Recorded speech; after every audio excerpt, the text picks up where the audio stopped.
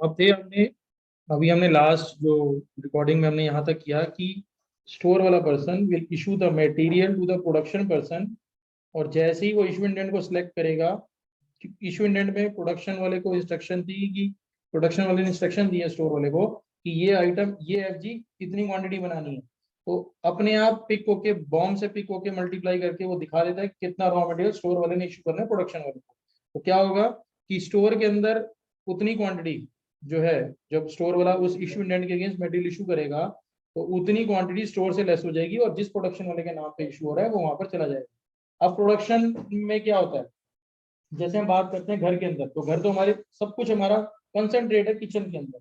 Kitchen में ही kitchen area है जहाँ पर हमारा वॉशिंग भी होती है, बर्तन धोते भी हैं, बर्तन संभालते भी हैं, इन्वेंट्री भी करते हैं, सब चीजें किचन में ही होती हैं। लेकिन वहां पर डिफरेंट डिफरेंट एरिया होते हैं प्रोडक्शन के, जैसे सीएनसी एरिया हो गया, प्रेस शॉप एरिया हो गया, मशीन शॉप एरिया हो गया, जहाँ पर मशीन उनकी लगी हैं, जहाँ एक्चुअल में वो ऑपरेशन होना है।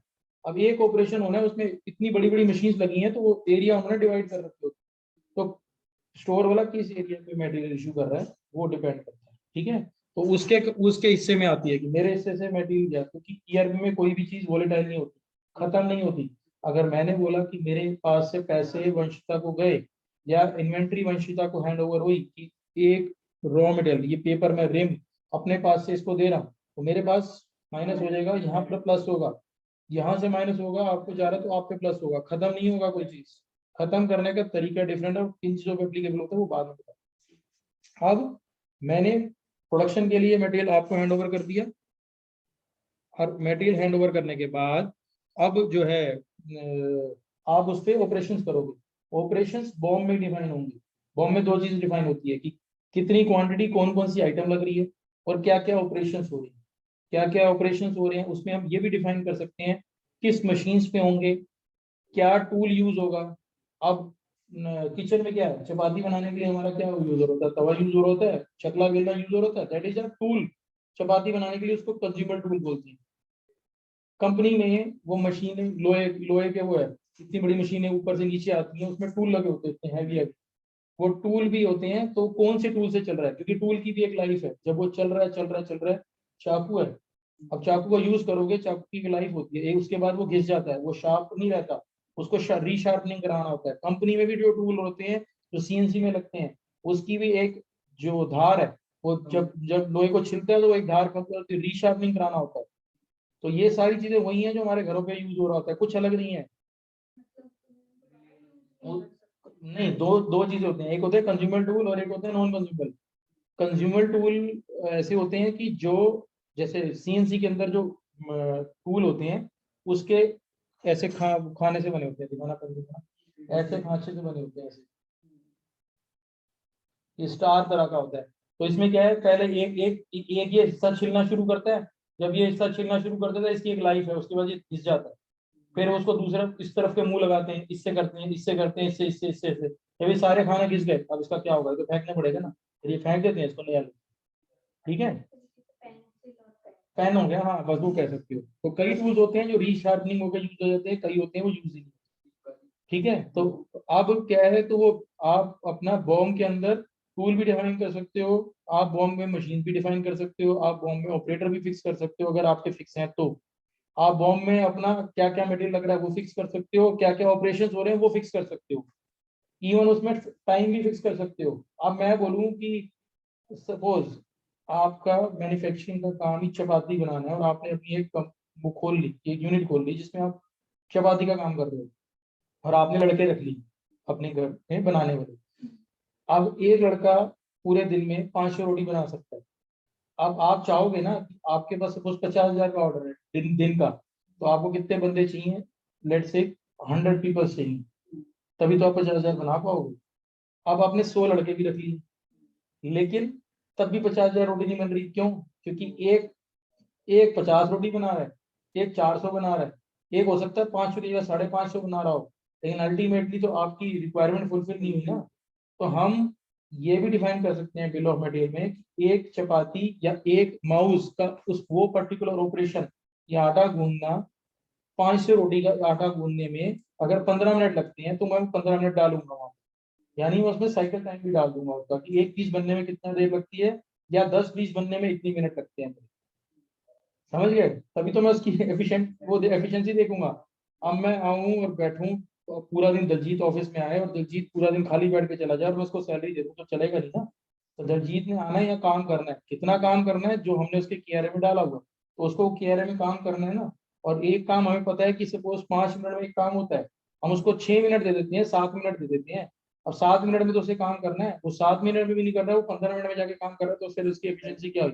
फिर तो अगर कोई बंदा सैलरी ले रहा है 10,000 रुपए की तो हमें कितना गुना महंगा पड़ा? 25,000 का पड़ा वो, तो इससे अच्छा तो हम 25,000 वाला बंदा ना रख लें। मेरी बात को समझना। तो ये सारी चीजें बिल ऑफ मटेरियल में डलती है कि कौन बंदा कितने एफिशिएंटली काम कर रहा है कितने नहीं। तभी तो अब जो 550 की जगह 550 बना रहा है हमें उसको इंसेंटिवाइज नहीं करना चाहिए? वो तो लेवल पे 8-8 हजार वाले बंदे होते हैं। तो ये सब चीजें उसके लिए होती है, क्योंकि कॉस्टिंग भी डलती है उसके अंदर कि एक प्रोसेस की कॉस्ट कितनी है। सपोज जैसे मैंने बोला ना, ब्लैंकिंग, बेंडिंग, पंचिंग, ट्रिमिंग। तो ब्लैंकिंग की कॉस्ट सपोज 10 पैसा है, और तो मुझे वहाँ कॉस्टिंग भी डालनी पड़ती है। अब एक पर्सन मेरी कॉस्ट ये पूरे 8 घंटे में कितनी काम कर रहा है मल्टीप्लाइड बाय कॉस्ट मुझे कितने पैसे कमा के दे रहा है, और दूसरा जो है लॉस करके दे रहा है, तो मेरे लिए तो ये बंदा वैल्यूएबल है ना, मैं इसको एक्स्ट्रा पैसे नहीं दे सकता। तो ये तभी निकलेंगे जब हम डालेंगे। अल्टीमेटली सारी चीजें कंक्लूड होकर फाइनेंस पे आ जाती है। हम हर कोई बंदा काम कर रहा है पैसे के लिए तो कर रहा है ना, अल्टीमेटली तो एंड में फाइनेंस ही है ना। तो ये सब चीजें इन्वेंटरी भी घूम घाम के फाइनेंस पे आ जाती है। क्यों? क्योंकि जो हम खरीद रहे हैं उसको पैसा दे रहे हैं, ऑपरेशंस कर रहे हैं जो काम कर रहे हैं उनको पैसा दे रहे हैं, इसके बाद सामान बिकेगा, वहां से जो पैसा आएगा अल्टीमेटली वो पैसा convert समझ रहे हो?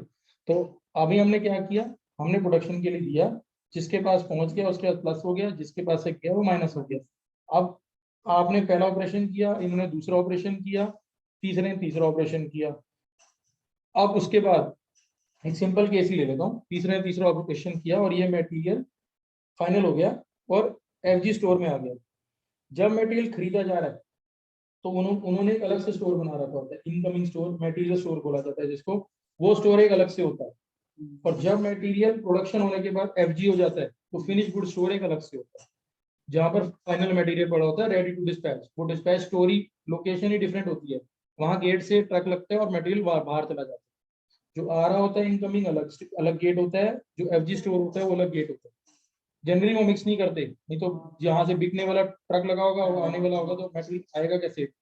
एक्सीडेंट के चांसेस हैं, कुछ भी प्रॉब्लम है, मटेरियल हैंडलिंग नहीं होती, बहुत दिक्कत होती है। ठीक है? तो ये तो था सिंपल केस। अभी ये बात हुई मैन्युफैक्चरिंग यूनिट की। एक होता है इसमें कि P1 आपने किया, P2 इन्होंने किया, अब P3 जो ऑपरेशन होना है वो हम कंपनी में कर ही नहीं सकते। हमारे पास वो मशीनरी नहीं है, हमारे पास रिसोर्सेज नहीं है, हम इन हाउस मशीनरी लगाएंगे तो हो सकता है बहुत खर्चा हो, और हमारे पास अभी काम कम है, तो हम वो ऑपरेशन होने के लिए मटेरियल को बाहर भेज रहे हैं।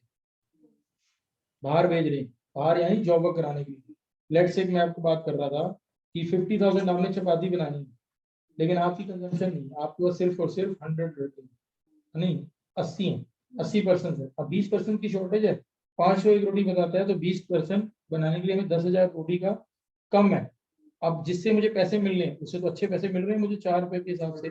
मैंने किसी बाहर बंदे से बात कर ली जिसका भी ये चपाती बनाने का बिजनेस है, उसको बोल दिया भैया तू मुझे हर रोज की 10,000 मतलब चपाती बना के दे देना, लेकिन मैं तुझे 4 रुपए के हिसाब से दूंगी, इतना ऑर्डर दे रही हूँ मुझे 3 रुपए के हिसाब से दे दे। तो क्या हुआ, मैं सामने वाले को तो कह रहा हूँ कि मैं तुम्हें सप्लाई करूंगा, तो मुझे 4 रुपए के हिसाब से दियो, 4 × 10,000 रोटी के मैं उससे 40,000 रुपए लूंगा। मेरे यहाँ इन हाउस में लड़के रखूंगा तो वो महंगे पड़ेंगे। मैंने क्या किया, किसी थर्ड पार्टी को हायर किया और उसको बोला तो 3 रुपए में बना के दियो, वहां से चपाती आएंगी मेरे पास पहुंच जाएंगी और मैं यहाँ से डिलीवर कर दूंगा 10,000 रुपए, इसको 30,000 दूंगा, इसको 40,000 से लूंगा, 10,000 मैंने प्रॉफिट निकाल लिया। तो ये सिर्फ प्लानिंग होती है, कंपनी वाले बैठ के यही सोच रहे होते हैं, यही कर रहे होते हैं। तो क्या हुआ, अब पहला ऑपरेशन आपने किया, दूसरा इन्होंने, तीसरा वो जॉब होने के लिए बाहर चला गया। अब जॉब होने के लिए जब बाहर गया मटेरियल, तो जब वो मटेरियल वापस आता है तो जॉब के भी पैरामीटर चेक होते हैं, क्वालिटी चेक होती है। क्यों? क्योंकि वो बाहर वाला पर्सन काम कर रहा है उसके ऊपर। अब वो काम कर रहा है, सही कर रहा है कि नहीं यही सही कर रहा है, चपातियां जितनी चाहिए थी उतनी आई नहीं आई, कोई चपाती मतलब जली हुई तो नहीं है, या उसने ऐसे तो नहीं कच्ची तो नहीं भेज दी, तो ये सारे पैरामीटर है। अब लेकिन पहले पैरामीटर थे इंस्पेक्शन पैरामीटर मास्टर में, अब ये जो पैरामीटर होंगे ये कहाँ पर डिफाइन होंगे, ये पैरामीटर डिफाइन होंगे बॉम्ब के ऑपरेशंस के ऊपर, क्योंकि ये बिल ऑफ मटेरियल के वो हैं, ये बिल ऑफ मटेरियल के ऑपरेशन वो है, क्योंकि ऑपरेशन है ना, तो ऑपरेशंस के पैरामीटर बॉम्ब में ही डिफाइन होते हैं। ठीक है, मैंने 2 पैरामीटर बताए अभी तक, 2 इंस्पेक्शन बताई, एक इनकमिंग की IMIR, एक हो गई जॉब की IMIR, लेकिन उसके पैरामीटर कहाँ डिफाइन होंगे, बॉम्ब के अंदर। अब तीसरी इंस्पेक्शन और होती है जिसको बोला जाता है in process inspection. In process inspection, in process से नाम आप समझ पा रहे होंगे, during the time of process, operation के बीच में होने वाली इंस्पेक्शन को बोला जाता है इन प्रोसेस इंस्पेक्शन। अब मैं एग्जांपल देता हूँ जिससे आप भी समझ जाओगे और आप भी सभी समझ जाओगे। आपने सब्जी बनानी शुरू करी, ठीक है, सब्जी बनाई आपने,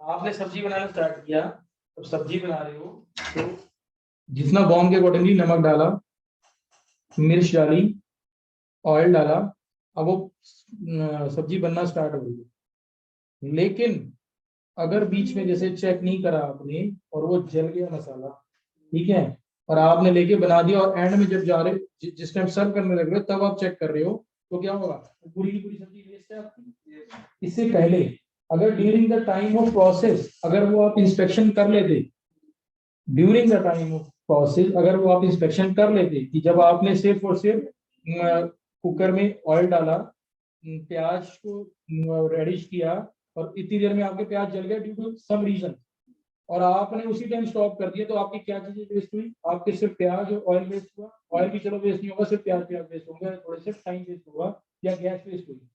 कंपनी में भी यही होता है कि कंपनी में जब रॉ मटेरियल इशू हुआ स्टोर के थ्रू प्रोडक्शन वालों को, प्रोडक्शन वाले ने चेक कर लिया प्रोडक्शन करने से पहले ही कि सर ये तो रॉ मटेरियल रिजेक्ट था, अभी शुरू नहीं किया काम, उसको पहले ही पता चल गया ये मटेरियल ही रिजेक्ट है, तो उसने पैसे बचा लिए कंपनी के, वो पीस पे काम ही नहीं हुआ तो पैसे बच गए।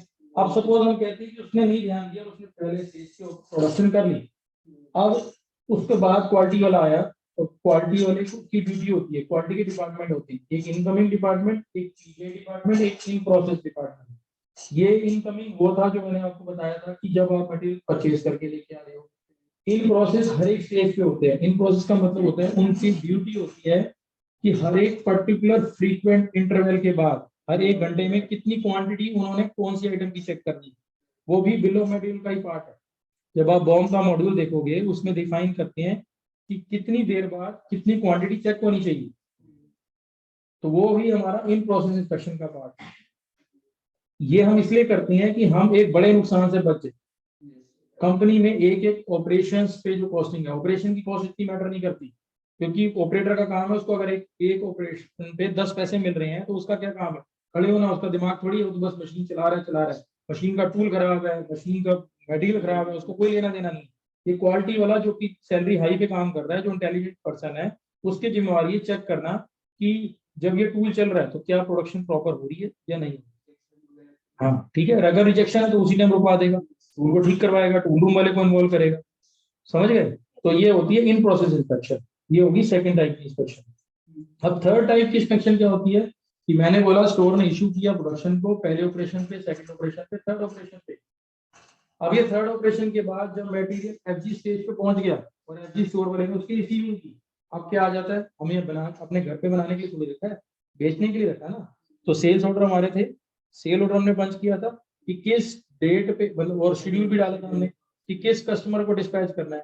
तो अब प्रोडक्शन वाले या स्टोर वाला जो भी पर्सन है, वो एक डिस्पैच एडवाइस आ जाती है उसके बाद इस शेड्यूल के अगेंस्ट ये जो क्वांटिटी इतनी प्रोड्यूस होगी आपके स्टोर में आ गई, अब ये आपने बिल करनी है। तो एक वो डिस्पैच एडवाइस इसमें फीड होता है, और डिस्पैच एडवाइस फीड होने के बाद इसके अगेंस्ट इसका बिल बन के चला जाता है। लेकिन अब इसके अगेंस्ट कस्टमर हमसे पीडीआई की डिमांड करता है, जिसको बोला जाता है प्री डिस्पैच इंस्पेक्शन रिपोर्ट। अब इसको फिर अगेन आपके किचन के साथ कोरिलेट करते हैं कि आपको कोई इंस्ट्रक्शन नहीं दे रहा, लेकिन आपकी जनरली लेडीज की क्या आदत होती है कि सर्व करने से पहले उसका टेस्ट चेक कर ले कि सब्जी ठीक बनी है या नहीं बनी। तो कस्टमर की वहां रिक्वायरमेंट होती है कि मेरे एंड पे आके आपका मटेरियल रिजेक्ट नहीं होना चाहिए, तो आप अपने बंदे लगाओ, मुझे पीडीआई की रिपोर्ट चाहिए।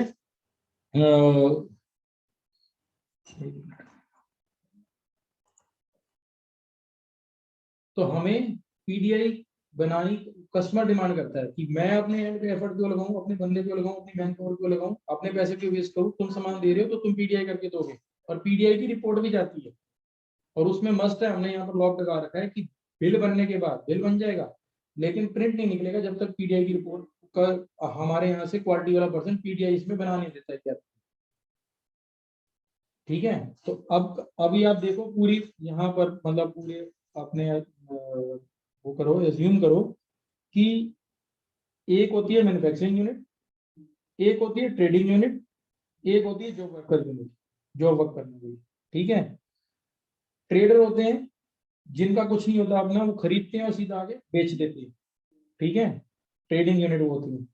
जॉब वर्कर क्या होते हैं, जिनके पास वो आता है, सामान आता है प्रोसेस होने के लिए, ऑपरेशन होने के लिए, और वो उस पर ऑपरेशन करते हैं और वो बेच देते हैं, उनका भी अपना कोई सामान नहीं होता।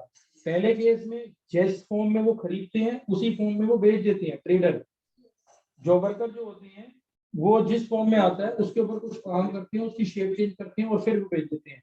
और मैन्युफैक्चरर क्या होते हैं, manufacturer trader plus job worker का मिक्सचर होता है, यानी कि वो खरीदते हैं सामान, ट्रेडिंग करते हैं, उसके ऊपर ऑपरेशन भी इन हाउस करते हैं और फिर उसकी शेप चेंज करते हैं और बेच देते हैं। तो manufacturer is equal to trader plus job work का कॉम्बिनेशन। एक मैंने टर्म और बोली थी, जॉब वर्क आईएसटी और जॉब वर्क ओएसटी, बताई थी मैंने स्टार्टिंग में, ध्यान है कहीं लिखिए, रिकॉर्डिंग में है, इसके नोट बना के मुझे देने हैं दोनों ने, पहले बता रहा हूँ। ये रिकॉर्डिंग लेके जाओगे, परसों मुझे नोट चाहिए, इससे रिलेटेड कितना समझते हो, दोनों ही दोगे अलग अलग, मुझे दोनों के अलग चाहिए, इसके मार्क्स पता चलेंगे तभी मैं आगे की ट्रेनिंग कंडक्ट करूंगा, अदरवाइज नहीं करूंगा ट्रेनिंग कंडक्ट। तो मैडम इसलिए साथ में बैठी है क्योंकि मैडम दूर दूर है, बोलेगी आपसे नोट लेके सबमिट करेंगे, तो ये सीरियसनेस समझ आएगी। मैं अभी तो किसी भी ब्लॉग पे भी शुरू नहीं हुआ अभी, और मेरे पास टाइम भी शॉर्ट है। होता है इनसाइड प्रोसेसिंग। इनसाइड प्रोसेसिंग का मतलब समझने की कोशिश करना कि एक होता है कि हमारे पास मटेरियल जॉब वर्क होने के लिए आ रहा है, हमारी कंपनी में आया है। देखो हमने बोला कि इवन आपने किया ऑपरेशन, पहला ऑपरेशन आपने किया, दूसरा आपने किया, तीसरा आपने बाहर भेज दिया क्योंकि आप नहीं कर सकते थे, उसको बोला जाता है जो हम बाहर भेज रहे हैं, हम जो बाहर भेज रहे हैं that is OST, outside processing. लेकिन अगर हमारे पास ये कैपेसिटी ज्यादा हो, मतलब हम 50,000 चपाती बना सकते हैं, लेकिन हमारे पास अभी ऑर्डर ही कस्टमर की तरफ से 20,000 का, तो 30,000 हमारे बंदे खाली बैठे हैं ना, बना तो सकते हैं ना, तो हम किसी का दूसरे का जॉब वर्क भी तो कर सकते हैं। उसको जो बाहर वाला हमें जॉब वर्क दे रहा है जिसमें हमारा मटेरियल नहीं है, मटेरियल उसका है और हम गेट एंट्री कर रहे हैं और प्रोसेस करके दे रहे हैं, that is called IST, inside processing. ठीक है।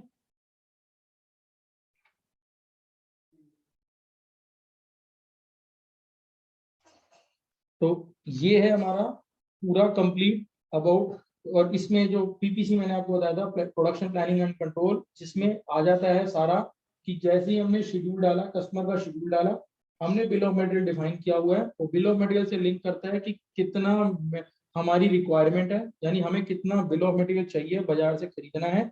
फिर उसके बाद चेक होता है, सिर्फ इतने नहीं कि उल्टे उससे कंजम्पशन से मल्टीप्लाइड हुआ कि कितने पीस बनाने हैं, तो हमारे पास रिक्वायरमेंट निकल के आ गई। अब रिक्वायरमेंट तो निकल के आ गई, अब ऐसा भी तो हो सकता है कि एफजी का बिल ऑफ मटेरियल ऑलरेडी हमारे स्टोर में स्टॉक में पड़ा हो, तो उसमें से हम इसको माइनस करेंगे। कुछ ये भी हो सकता है कि एफजी फॉर्म में ऑलरेडी हमने स्टॉक करके रखा हो, एक तो बिल ऑफ मटेरियल यानी रॉ फॉर्म में ही जो हमने खरीदना है उस फॉर्म में पड़ा हो, एक हो सकता है एफजी बना के हमने कुछ रखे हो, वो भी माइनस होना चाहिए। फिर हो सकता है कुछ डब्ल्यूआईपी, अब इसमें एक नई टर्म मैं बताने जा रहा हूँ, that is WIP, work in progress. Work in progress, work in progress क्या होता है? अब वर्क इन प्रोग्रेस में दो चीजें आती हैं, ध्यान रखना। जब मैंने बोला कि मेरे स्टोर से मैंने ये A4 का रिम है जो किसी में लगना है, माउस बनाने में सपोज ये पेपर भी यूज हो रहा है, मैंने स्टोर से प्रोडक्शन पे दिया, इसके वंशिता के पास पहुंच गया, मेरे स्टॉक से ये लेस हो गया, इसके स्टॉक पे प्लस हो गया। अब इनके पास दो चीजें दिखाई देंगी, सपोज इन्होंने इस पेपर को ऐसे फोल्ड करना है, इनकी क्या ड्यूटी है?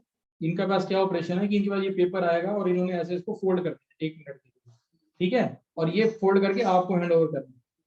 अब इनके पास पेपर किस किस फॉर्म में अवेलेबल होगा, या तो इस पेपर जैसे मैंने दिया उस फॉर्म में स्टॉक अवेलेबल होगा, या ऐसे फॉर्म में अवेलेबल होगा। और आपके पास जाने के बाद में हो सकता है मैंने 100 पीस इसको दिए पेपर के, तो 100 में से 50 इसके बाद ऐसे फॉर्म में पड़े हो, 25 ऐसे फॉर्म में पड़े हो जो इन्होंने आपको हैंड ओवर कर दिए, मतलब 50 ऐसे हैंड ओवर कर दिए, और 50 में से हो सकता है आपने ऐसे करना हो तो 25 आपके पास इस फॉर्म में पड़ेगी। तो ये जो फॉर्म जो चेंज हो गई पेपर की, यानी जो रॉ मटेरियल मैंने इशू किया उसकी एक भी ऑपरेशन होने के बाद जो फॉर्म चेंज हो जाती है दैट इज कॉल्ड डब्ल्यूआईपी।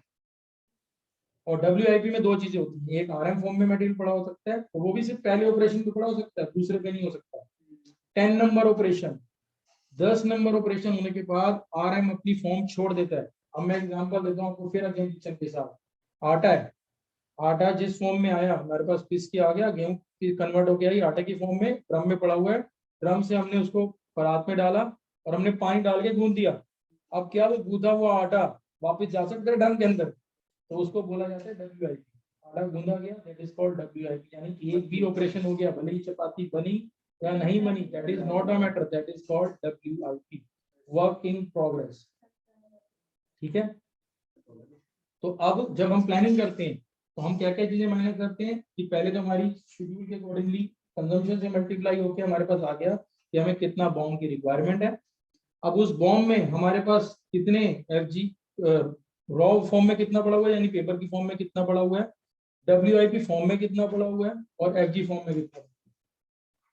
ठीक है, तो ये है हमारा total complete about manufacturing unit, कि मैन्युफैक्चरिंग यूनिट में हमारा क्या क्या ऑपरेशंस होते हैं। और इसमें फाइनेंस वाला पोर्शन साथ साथ चल रहा होता है। फाइनेंस में जो है कि जब हमने बाइंग की, जब हमने परचेज गेट एंट्री करा, मटेरियल क्वालिटी के लिए किया, और स्टोर में रिसीविंग किया, ये सारा प्रोसेस इन्वेंट्री वाला सेपरेट चलता रहता है।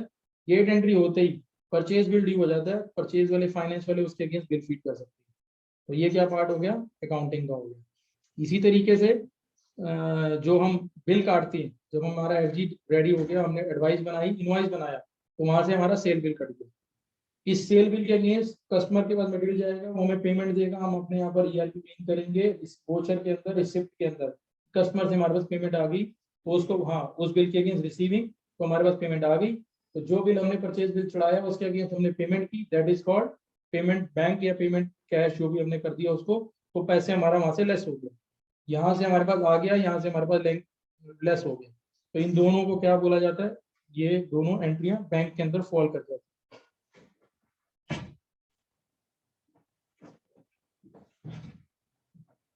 और इसके साथ साथ हमारा जीएसटी चल रहा होगा। ठीक है, जीएसटी के बारे में पता है? पता है, कुछ भी बेसिक भी नहीं पता।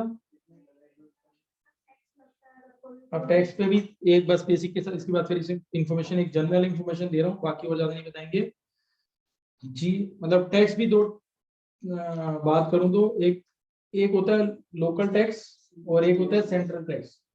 ठीक है, लोकल मीन कि जो हम डिस्पैच करते हैं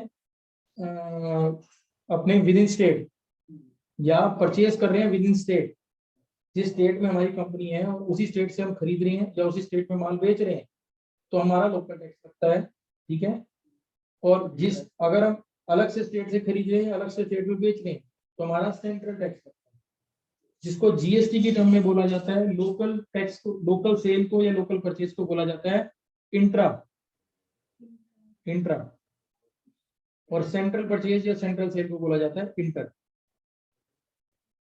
ठीक है, अब इंट्रा होती है स्टेट लेवल पे टैक्स, स्टेट टैक्स को जो बोला जाता है वो इंट्रा इंट्रा स्टेट होता है। ठीक है, इंट्रा स्टेट, और वो दूसरी होती है इंटर स्टेट, जो सेंट्रल गवर्नमेंट से रिलेटेड होती है, बाहर नहीं, मतलब जो दिल्ली वाली हमारी है सेंट्रल गवर्नमेंट। ठीक है, तो वो अब सेंट्रल जो जो इंटरस्टेट सेल मैंने जो बोला, या इंटरस्टेट परचेज बोला मैंने आपको, इंटरस्टेट सेल और इंटरस्टेट परचेज के अंदर पूरा का पूरा परसेंटेज सेंट्रल गवर्नमेंट का होता है, तो उसमें आता है आईजीएसटी।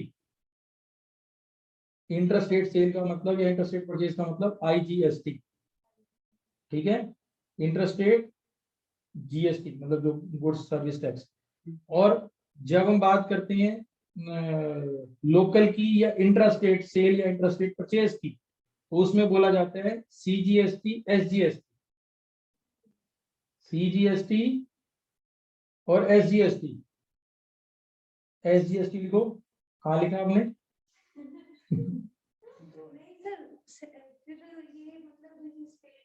वो बताऊंगा ना भी आपको, पहले पहले वो पहले लिखो, फिर मैं आपको बताता हूँ सीजीएसटी और एसजीएसटी। अब बताता हूँ, जब हमारी सेल या परचेज विद इन स्टेट होती है, यानी लोकल या इंट्रा की मैं जब बात कर रहा हूँ, तो जितना भी टैक्स हम किसी से चार्ज करते हैं, सेल के ऊपर हम चार्ज कर रहे हैं सामने वाली पार्टी से, या परचेज करते हैं तो हम पे कर रहे हैं, तो उसको दो हिस्से में बांट दिया गवर्नमेंट ने। आधा 50% पार्ट स्टेट गवर्नमेंट को जाता है, आधा 50% पार्ट सेंट्रल गवर्नमेंट को जाता है। सीजीएसटी वाला पार्ट जो है वो सेंट्रल गवर्नमेंट को जा रहा है, एसजीएसटी स्टेट गवर्नमेंट को जा रहा है। और इंटर की बात नहीं है, वो छोड़ो ना, वो बात की बात है, वो हमारा पार्ट नहीं है। और जो इंटर स्टेट सेल या इंटर स्टेट परचेज जो हम चार्ज कर रहे हैं, उसमें पूरा का पूरा परसेंटेज उन्हीं का, सेंट्रल का, हमारा नहीं है मतलब स्टेट का नहीं बोल सकते, इंटर स्टेट है वो, इंटर ही है, तो पूरा उसका परसेंटेज है। और अब मैं बात करूं तो परसेंटेज ऑफ टैक्स कितने टाइप के होते हैं। एक HSN code, according to GST rule जितनी भी टाइप की सेल होती हैं वो एक नंबर एचएसएन कोड के साथ बाउंड होती है, सेल या परचेज। एचएसएन की फुल फॉर्म चेक कर लेना नेट पे, हार्मोनियस कुछ करके होता है कि एक यूनिक कोड होता है। जीएसटी कहता है कुछ भी खरीद रहे हो, कुछ भी बेच रहे हो, वो एक जीएसटी एचएसएन कोड के अंडर बाउंड होता है। बिना उसके ना आप खरीद सकते हो ना बेच सकते हो। हर एक चीज जो दिख रही है आपको सब एचएसएन कोड के अंदर डाली हुई है, नेट पे आपको सब मिल सकता है। तो अब होता क्या है कि एचएसएन कोड की उन्होंने परसेंटेज दे रखी है, एक 0%, 5%, 12%, 18%, 28%, और एक होती है 0.1%। अब जब आप इंटरस्टेट सेल या इंटरस्टेट परचेज करोगे तो टोटल पूरे बिल के ऊपर 18, 28, 12 ये सारा आईजीएसटी लग के पार्टी के पास चलो, मतलब गवर्नमेंट के पास चला जाएगा। और अगर हम इसको इंट्रा करते हैं यानी लोकल सेल या परचेज कर रहे हैं, तो हाफ हाफ यानी 9% 18 है तो 9 हो जाएगा, 28 है तो 14 हो जाएगा, 12 है तो 6 हो जाएगा। समझ गए? तो इस तरीके से लोकल पे हाफ हाफ हो जाता है, हाफ नहीं लगता, वो टैक्स को हाफ हाफ कर देते हैं। 9% उनका, 9% ये शेयर होता है, क्योंकि जीएसटी की जो रिटर्न है वो इसी फॉर्म में फाइल होती है, तभी वो कलेक्शन उतने वाले पोर्शन को कलेक्शन उनका हिस्से होते हैं, बाकी कलेक्शन उनके हिस्से होते हैं। बस तो ये है मेजरली ईआरबी के अकॉर्डिंग, मतलब ईआरबी के हिसाब से। अब आपने